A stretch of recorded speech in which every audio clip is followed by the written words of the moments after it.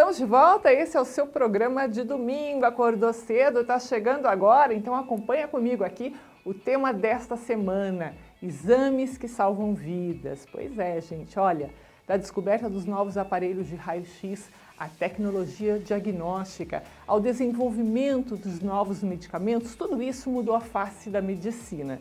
Você certamente não é do tempo em que os médicos se baseavam só nos seus conhecimentos clínicos para examinar o paciente.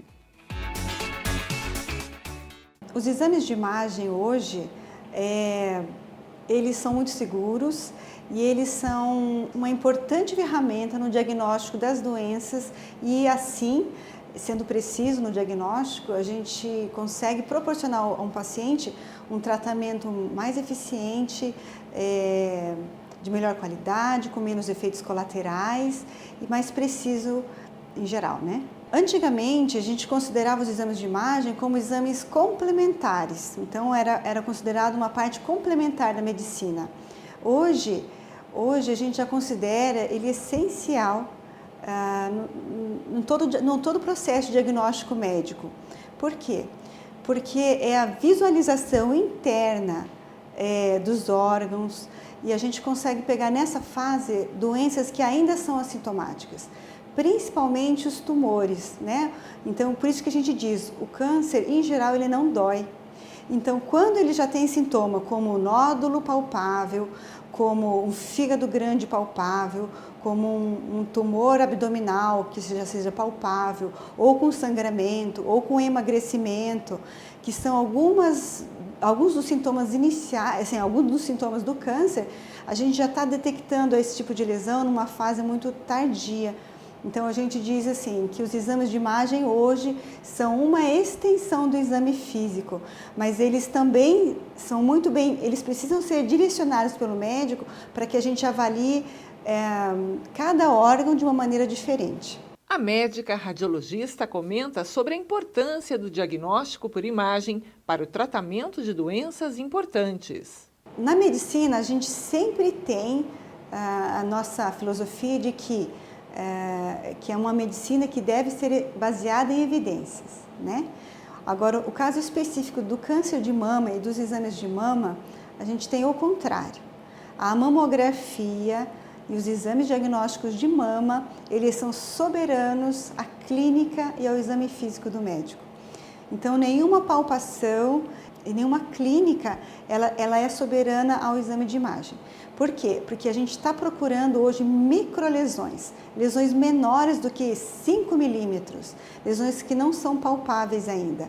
Então, assim, pacientes assintomáticas que têm mamografia, ultrassom de mamas ou ressonância de mama alterados, esses são mandatórios a um tratamento mais do que a clínica do paciente. Então, assim, os exames de imagem, eles têm evoluído para isso. Então, ainda a gente precisa fazer a mamografia no tempo adequado, os protocolos estão ali, os exames estão disponíveis, por isso que é importante, o paciente diz, mas eu não sinto nada, por que eu vou fazer esse exame, né? Mas é justamente por isso, porque a gente precisa pegar numa fase anterior a você sentir e ao médico também conseguir sentir uma lesão. Você já ouviu falar em manometria anorretal e ecografia anorretal 3D? Pois é, quem vai explicar isso pra gente é a doutora em cirurgia e coloproctologista Doriane Lima. A manometria anorretal é um exame bem simples. Ele checa a função do ânus. É um aparelho fininho, dele tem 8 canais, que esses canaizinhos eles funcionam igual os eletrodos do eletrocardiograma do coração. Então ele checa o funcionamento dos músculos do ânus. Mas para que servem esses músculos? Eles servem para segurar bem o pum e o cocô quando a gente eventualmente não tem o desejo ou a necessidade de evacuar ou de soltar um pum. E aí é com isso que é visto. Mas quando que a gente vai pedir esse exame? Em alguns casos, como o que eu já citei, incontinência, que a incontinência é o escape do pum e do cocô sem querer.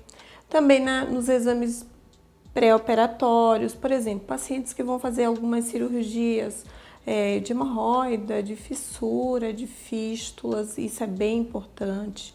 Também é importante na avaliação daqueles pacientes que têm dor lá no ânus para evacuar, tá? Então, existem algumas alterações que a gente percebe nesse exame que realmente são os que vão dar esse tipo de alteração no exame e na sintomatologia do paciente. A ecografia no retal tridimensional, ela é um exame que ele é um pouco diferente da manometria. A manometria ele vê a função.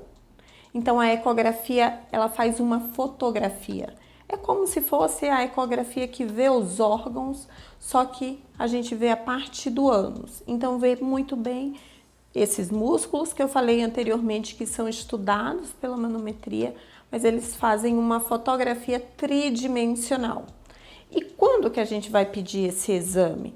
Esse exame ele é feito em algumas doenças como na investigação de endometriose, de abscessos, que são as inflamações ali ao redor do ânus, fístulas, pacientes com dor que a gente não consegue achar um diagnóstico, pacientes também com dificuldade evacuatórias, suspeitando de uma retocele ou de um prolapso mesmo, pacientes também com tumor, que também são bem estudados, eles são muito bem avaliados por esse tipo de exame.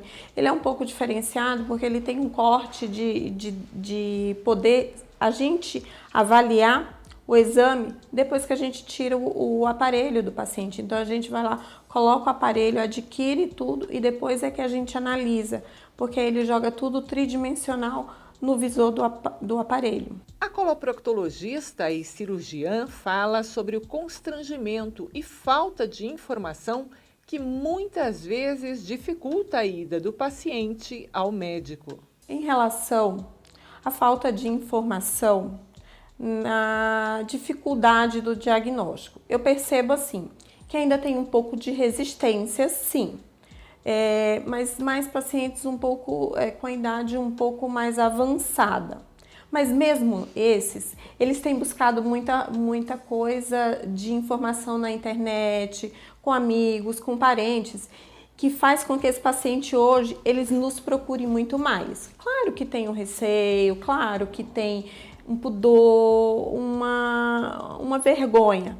Mas assim, hoje eu percebo, pelo menos nos últimos 5 anos, eu percebo que o paciente ele está mais com a gente. Então ele vem mais para procurar, para se cuidar, para melhorar, para ter uma expectativa de vida melhor e uma expectativa de vida maior também, mesmo tendo esses pudores, esses receios, esse tipo de vergonha. O que a gente faz? A gente tenta deixar o paciente um pouco mais tranquilo. Claro que todos nós temos um pouco de receio, um pouco de pudor, mas a gente tenta deixar esse paciente um pouco mais perto da gente, com menos barreiras. Felizmente, hoje em dia, nós possuímos um arsenal dado pela tecnologia que nos permite fazer o diagnóstico precoce de muitas doenças, principalmente câncer precoce, que nos permite ter um tratamento adequado. Então a gente tem que confiar e a gente tem que procurar se é para o bem da gente. Hoje, os exames de imagem, né, então, que são considerados agora essenciais no diagnóstico preciso, eles salvam vidas porque eles detectam tumores iniciais ainda na fase não detectável pela palpação ou ainda sem a clínica do paciente. Eles salvam vidas uma vez que eles conseguem diagnosticar uma apendicite ainda na fase inicial, sem ter todas as complicações. Então, nós conseguimos detectar tumores, inflamações, lesões até benignas, mas outras nem tanto, cálculos em vesícula, que também podem evoluir para uma pancreatite, uma colicistite, quando o paciente tem uma clínica mais grave. Então, assim, hoje a gente considera que os exames de imagem, sim, eles salvam vidas, porque eles ajudam muito no diagnóstico precoce de todas as doenças.